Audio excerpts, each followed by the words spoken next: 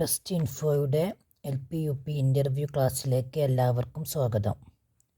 ഇന്ന് ഡിസ്കസ് ചെയ്യുന്നത് വിദ്യാഭ്യാസ മനഃശാസ്ത്ര സങ്കല്പനങ്ങളുമായി ബന്ധപ്പെട്ട ചോദ്യങ്ങളാണ്. ചോദ്യം: അന്തർദൃഷ്ടി പഠനം എന്നാലെന്ത്? ഗസ്റ്റാൾട്ട് സൈക്കോളജി വിഭാവനം ചെയ്യുന്ന ഒരു പഠന രീതിയാണ് അന്തർദൃഷ്ടി പഠനം, അതായത് ഇൻസൈറ്റ്ഫുൾ ലേണിംഗ്. വസ്തുവിൻ്റെ സമഗ്ര രൂപത്തെ സൂക്ഷ്മമായി വിലയിരുത്തിക്കൊണ്ടും അതിൻ്റെ അംശങ്ങൾ സൂക്ഷ്മമായി പഠിക്കുന്ന രീതി. അന്തർദൃഷ്ടി പഠനമെന്നാൽ ഗസ്റ്റാൾട്ട് സൈക്കോളജി വിഭാവനം ചെയ്യുന്ന ഒരു പഠന രീതിയാണ്. അതായത് വസ്തുവിൻ്റെ സമഗ്ര രൂപത്തെ സൂക്ഷ്മമായി വിലയിരുത്തിക്കൊണ്ട് അതിൻ്റെ അംശങ്ങൾ സൂക്ഷ്മമായി പഠിക്കുന്ന രീതി. അടുത്ത ക്വസ്റ്റ്യൻ: അപഗ്രഥനം അനാലിസിസ് എന്നതുകൊണ്ട് അർത്ഥമാക്കുന്നതെന്ത്? ബെഞ്ചമിൻ ബ്ലൂമിൻ്റെ വിദ്യാഭ്യാസോദ്ദേശങ്ങളുടെ വർഗീകരണ പട്ടികയിലെ വൈജ്ഞാനിക മണ്ഡലത്തിൻ്റെ ഒരു അനുഭവതലമാണിത്. പഠന വസ്തുവിനെ അർത്ഥബോധത്തോടെ വിവിധ ഭാഗങ്ങളായി വേർപെടുത്തി അവ തമ്മിലുള്ള ബന്ധത്തിൻ്റെ സംഘാടനാ സ്വഭാവം തിരിച്ചറിയുകയാണ് അപഗ്രഥനം.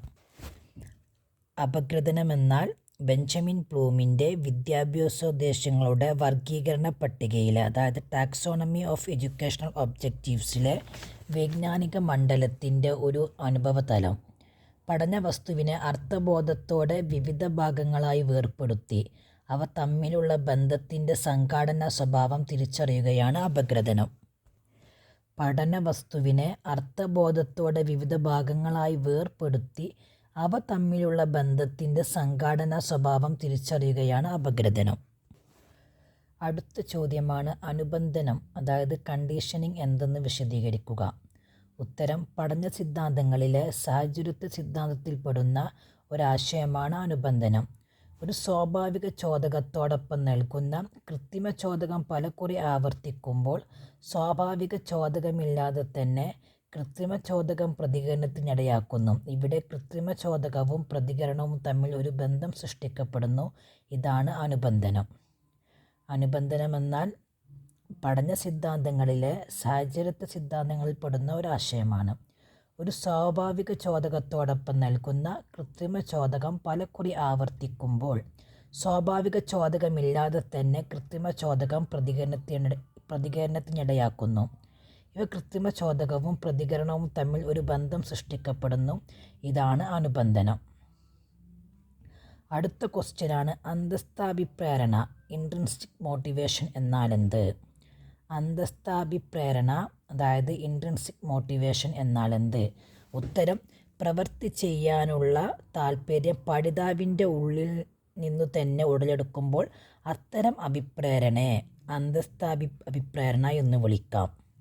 അതായത് പ്രവൃത്തി ചെയ്യാനുള്ള താൽപ്പര്യം പഠിതാവിൻ്റെ ഉള്ളിൽ നിന്നു തന്നെ ഉടലെടുക്കുമ്പോൾ അത്തരം അഭിപ്രേരണയെ അന്തസ്ഥാഭിപ്രേരണ എന്ന് വിളിക്കാം.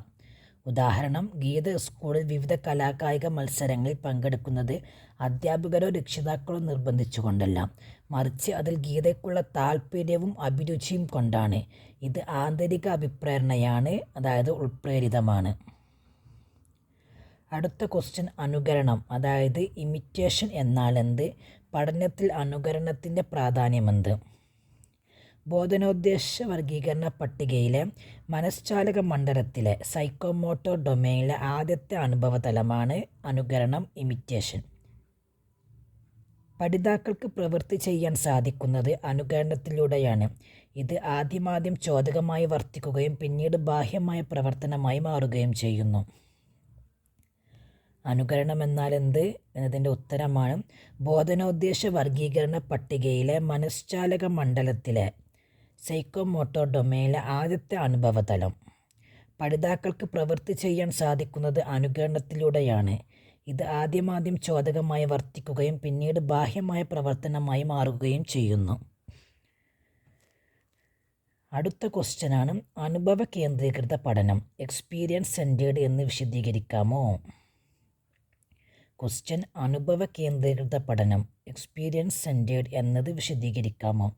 ഉത്തരം: വിദ്യാഭ്യാസ പദ്ധതികളുടെ സ്വഭാവം അനുസരിച്ച് പാഠ്യപദ്ധതിയും വ്യത്യാസപ്പെടുന്നു. വിദ്യാഭ്യാസ പദ്ധതികളുടെ സ്വഭാവം അനുസരിച്ച് പാഠ്യപദ്ധതിയും വ്യത്യാസപ്പെടുന്നു. പാഠ്യപദ്ധതിയിൽപ്പെടുന്ന പാഠ്യക്രമങ്ങളുടെ സ്വഭാവം അനുസരിച്ച് വിവിധതരം സമീപനങ്ങളുമുണ്ട്. അതിൽ ഒരു സമീപന രീതിയാണ് അനുഭവ കേന്ദ്രീകൃത രീതി. പഠന പ്രക്രിയയിൽ പങ്കെടുക്കുന്ന പഠിതാവിൻ്റെ അനുഭവങ്ങൾക്കാണ് ഇതിൽ പ്രാധാന്യം കൽപ്പിക്കുന്നത്, അല്ലാതെ വിഷയത്തിൻ്റെ ഉള്ളടക്കത്തിനല്ല. പ്രൊജക്റ്റ് രീതി ഒരു ഉദാഹരണമാണ്.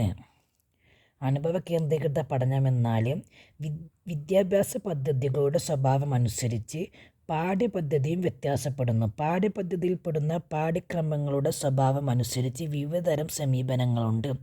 അതിൽ ഒരു സമീപന രീതിയാണ് അനുഭവ കേന്ദ്രീകൃത രീതി. പഠന പ്രക്രിയയിൽ പങ്കെടുക്കുന്ന പഠിതാവിൻ്റെ അനുഭവങ്ങൾക്കാണ് ഇതിൽ പ്രാധാന്യം കൽപ്പിക്കുന്നത്, അല്ലാതെ വിഷയത്തിൻ്റെ ഉള്ളടക്കത്തിനല്ല. പ്രൊജക്റ്റ് രീതി ഒരു ഉദാഹരണമാണ്. അനുഭവ കേന്ദ്രീകൃത പഠനത്തിന് ഉദാഹരണമാണ് പ്രൊജക്റ്റ് രീതി. Thank you.